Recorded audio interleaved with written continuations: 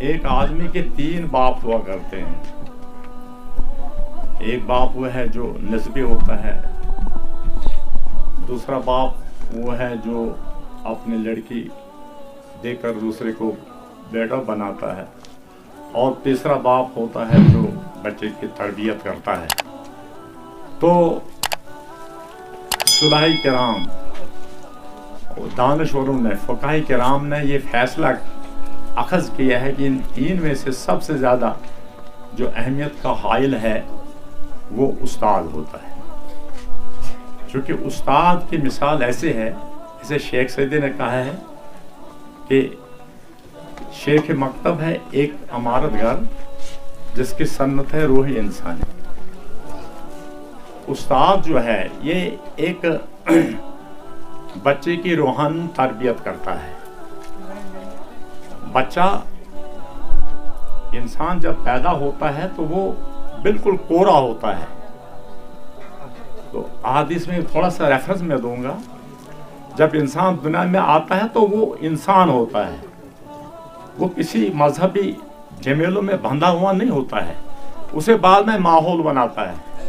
بچہ ہندو کے گھر پیدا ہوتا ہے, ہندو بن گیا. مسلمان کے گھر پیدا ہو, مسلم بن گیا. سکھ تو اعلیٰ حضرت قیاس, اسی طرح اسے وہ بعد میں اس کا ماحول اسے بناتے. اس طرح تو وہ بنیادی انسان ہوتا ہے. تو اس طرح اس انسان کو صحیح انسان بنانے کے لیے اس استاد کا اہم کام ہوتا ہے. کیا ایسی مثال میں دوں گا, ہمارے پاس ایک را مٹیریل ہوتا ہے. میں اینٹوں کو لیجئے, اینٹیں بنانے کے لیے ہمیں بہت سی چیزوں کی ضرورت ہے. گارا چاہیے, پانی چاہیے, اسے ریت چاہیے. ان چیزوں کو ملا کے پھر ایک ایسا اینٹ بنانے والا وہ کاریگر ہو, وہ ان چیزوں کو بروئے کار لا کر ایک چیز بناتا ہے سامنے اینٹ کی شکل میں, جو بعد میں وہ اینٹ بڑے بڑے بنگلوں میں کام آتی ہے. بڑے بڑے پل سے بنائے جاتے ہیں, عبادت گاہیں اس سے بنائی جاتی ہیں. بڑے بڑے اعلیٰ اور عظیم ایسی وہ جگہیں بنتے ہیں جو ہر ایک کی نظر میں بڑی عمدہ ہوتی ہیں, قابل احترام ہوتی ہیں. کہنے کا یہ مطلب ہے کہ تربیت کرنا, کسی را مٹیریل کو کسی قالب میں ڈھالنا, یہ استاد کا کام ہے. یوں تو استاد کی تعریف ہم کر نہیں سکتے ہیں. استاد کی تعریف خود اللہ میاں نے کی ہے, اور اس دنیا کو جب پیدا کیا تو دنیا کو تربیت دینے کے لیے اللہ نے ایک معلم اس دنیا کو بھیجا. وقت کے ساتھ ساتھ بہت سے معلمین آ گئے, انبیاء کرام 1,24,000 آ گئے. پھر چلتے چلتے آخر میں ہمارے نبی خاتم النبی حضرت محمد عربی صلی اللہ علیہ وسلم آئے, اور وہ فخر کرتے ہیں کہ میں استاد بنا کر مجھے اللہ نے بھیجا ہے. تو بیچ میں یہ عرض کر دوں, استاد کا جو درجہ ہے وہ بہت بڑا اونچا ہے, لیکن تب اونچا ہے جب وہ اپنے فرض کو سمجھے, جب اپنے درجے کو سمجھے.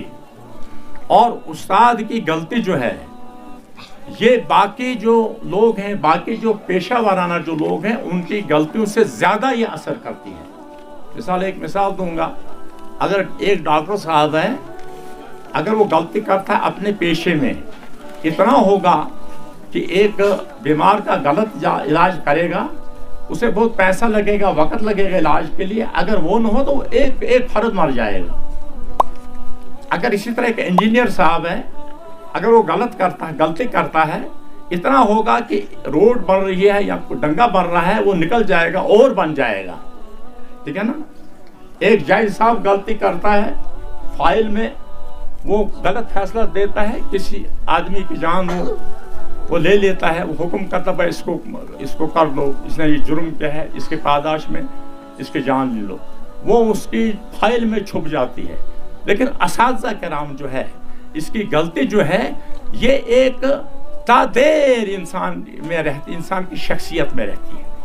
جیسے اس کے بارے میں بھی شیخ سعدی نے کیا خوب کہا ہے.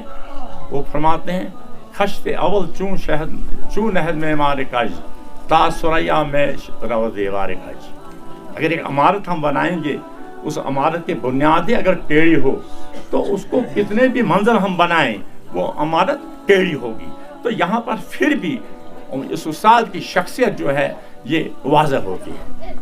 تو استاد جتنے ہم تعریف اس کی کریں تو اللہ اس کی تعریف خود کرتے ہیں, حضور پاک صلی اللہ علیہ وسلم اس کی خود تعریف کرتے ہیں. تو ہم جیسے لوگ کہاں ہیں؟ تو بہرحال میں یہ کہوں گا کہ وہ ہمارے نوجوان, ہمارے عزیز خوش قسمت ہے جن کو اللہ نے یہ پیشہ دیا ہے. یہ پیشہ جو ہے اس میں دو فائدے ہیں. اس پیشے سے دنیا بھی بنتی ہے اور اس سے آخرت بھی بنتی ہے اگر کوئی سمجھے. بہرحال وقت یہ تنگ دامانی ہے, یہاں اور بھی ہمارے ساتھ نے کچھ بولنا ہے. میں تھوڑا سا اپنے اس مہمان کو جو ہم سے اب اس پیشے سے اس کا جو ملازمت کا سلسلہ تھا اسے سبکدوش ہو رہا ہے, سبکدوش تو وہاں سے ہو رہا ہے, لیکن اس کا یہ مطلب نہیں ہے ہم سے بالکل الگ ہو گیا. اسے اب ہمارے ساتھ اور آگے چلنا ہے. جس طرح آج تک یہ بچوں کی تربیت میں منہمک تھے, بچوں کی تربیت صبح شام لگے تھے اور باقی بھی سوشل کام کرتے تھے, ان کو فرصت کم ملتی تھی. اب اللہ کے فضل و کرم سے یہ بالکل آزاد ہے, ان کے پاس وقت ہے. اب میں یہ چاہتا ہوں کہ اب یہ تھوڑا سا وقت زیادہ سے زیادہ یہ لوگوں کے کاموں کی جانب آئے گا, چونکہ آپ کو پتہ ہے ہمارا علاقہ یہ بہت بچھڑا ہوا علاقہ ہے. خاص کر یہاں تعلیم کی بہت بڑی کمی تھی, لیکن اللہ کا فضل ہے کہیں سالوں سے یہاں اب تعلیم آگے جا رہی ہے اور اچھے یہاں سے ہمارے یہ لوگ پیدا ہو رہے ہیں. ہر شعبہ زندگی میں ہمارے لوگ ہیں.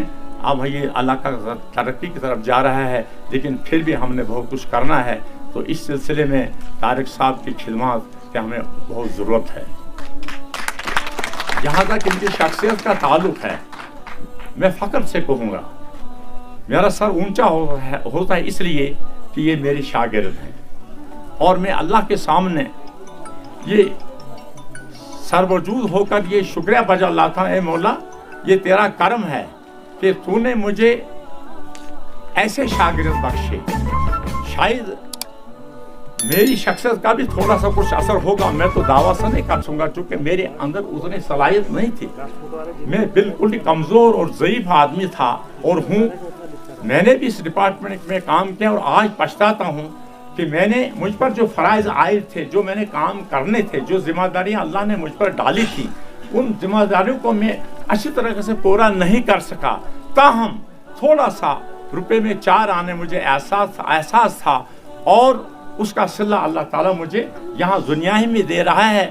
لیکن میں یہ چاہتا ہوں کہ اس آخرت میں بھی اللہ اس کا مجھے صلہ دے دے.